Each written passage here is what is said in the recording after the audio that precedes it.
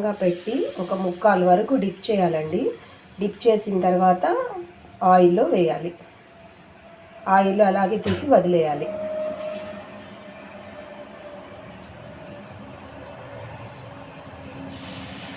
ఇలా ఆయిల్లో ఇలా కొంచెం అట్లా షేక్ చేస్తే అదే విడిపోతుంది.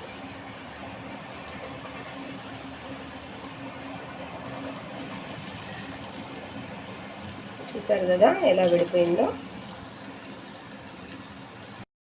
Tasty and crispy rose cookies ready. చూడండి మరి చక్కగా వచ్చేసాయి. వీటిని టేస్ట్ చూస్తామా మరి ఎలా ఉంటాయో. నాకు తెలిసి సూపర్గా ఉంటాయి ఇవి. చూసారు కదా సౌండ్ ఎలా వస్తుందో, చాలా క్రిస్పీగా ఉన్నాయి.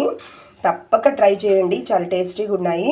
కాకపోతే మీరు ఒక్కటి తెలుసుకోవాలి, టాస్లో మీరు ఎట్టయితే ప్యాన్లో పెడతారో, ప్యాన్లో ఆయిల్ పెడతారు కదా, దాంట్లో అచ్చు